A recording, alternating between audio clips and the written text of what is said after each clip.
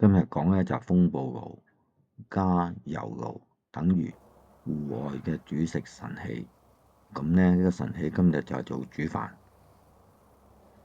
用呢啲油爐之前咧，我哋都係啦，放翻個碟或者一盤咧，墊翻個底度啦。咁啊，先放條紙芯落去個油爐嗰度啦，同埋再引油啦，引油跟住就點火啦。點樣預熱呢啲油爐咧？我上一段片咧講過啊，今次又唔會重複再講啦。上一段片咧拍得又長啦，又悶啦，俾朋友插到飛起啦。咁我係剛剛學拍呢啲短片啦，唔係好識啦，又唔識執片啦。今次我盡量慢慢去執好佢，先放出嚟啦。個風暴爐同埋個油爐咧都要改裝過咧，先至可以裝到埋一齊嘅。燒嘅燃料都係用燈油啦。用呢款咧風暴爐咧，佢有個爐口嘅，咁方便去睇火啊。同埋用煎 pan 嘅時候咧，係仲方便。嗰條手柄咧係好容易就可以夾到個煎 pan，或者用連埋手柄嗰啲煎 pan 咧都可以咯。如果冇咗呢個爐口咧，係好唔方便嘅。今日煮2杯米啦，呢個杯咧就係跟電飯煲嚟嗰個量杯咯，個份量一樣啦。嗰啲米咧我就冇預先浸過水嘅，水嘅份量咧就係一杯米嘅就一杯水咯。咁你而家呢度就2杯水落去咯。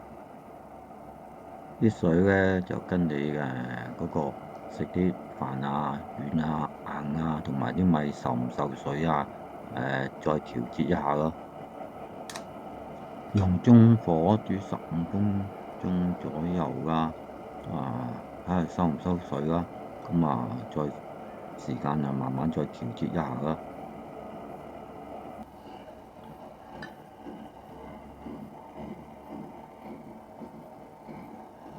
煮咗15分鐘啦，仲有些少水啦，再煮多陣啦。咁你留意一下咧，嗰啲米上面咧有窿嘅，就係啲火力咧太集中一個位置咧，喺度滾起上嚟啦，變咗衝出一個窿出嚟咯。呢個係唔緊要嘅。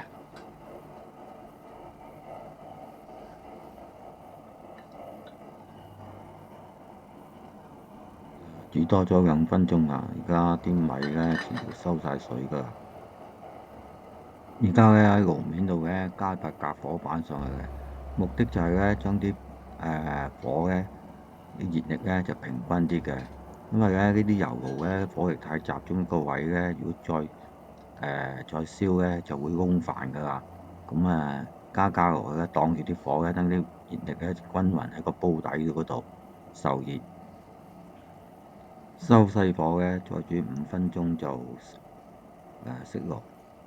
咁嗰塊隔火板咧，啲熱力咧 keep 保持住喺度咧，用啲熱力咧繼續烘住嗰啲飯。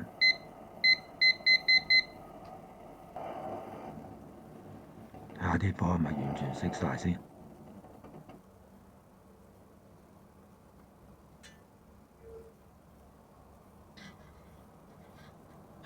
烘咗陣間而家仲好熱，烘咗陣間就 OK 啦。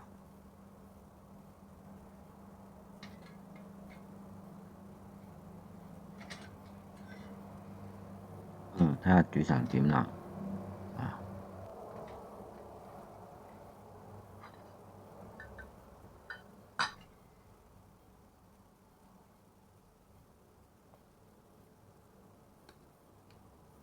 完全熟透晒啦。少少黐底，但係冇燶飯，好靚。如果係煮多幾個人飯咧，煮多2杯米咧，咁咧放嗰塊隔火板咧都要15分鐘左右放落去。如果佢遲咗放咧，仲有水嘅時候咧，個底咧都開始會焦㗎啦。放咗隔火板之後咧，繼續用中火嚟煮佢，煮到佢收水之後咧，佢先至好轉細火。煲底咧同個爐頭嗰個距離咧，大概4cm 左右啦。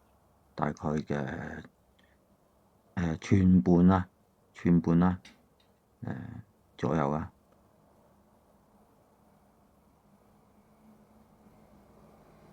一般高山爐啊、蜘蛛爐啊，佢個爐頭同個煲底嘅距離咧，大概都係2cm 左右嘅啫。所以咧，你煮飯啊、煮嘢食啊，好容易燶嘅，就咁嘅原因咯。呢塊隔火板咧，大概係4mm 厚啦，係用鋁做嘅。咁啊，主要目的就係話將啲熱力咧分散咗佢咯，唔使話集中喺一點嗰度啊。拆咗原本嗰個爐頭嗰3隻腳咧，就自己做咗3隻爪上去嘅。自己要鑽多一個窿咧，穿條油喉嘅嗰度。現在有一個爐頭出嚟啦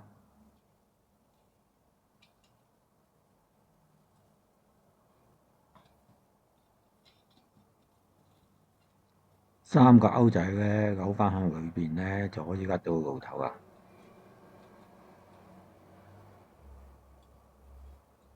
呢個就係原本嗰爐架嗰隻腳啦。睇翻上一段片咧，就我知道呢個爐頭係點嘅樣噶啦。呢段片就完啦，大家記得畀翻個 like啦。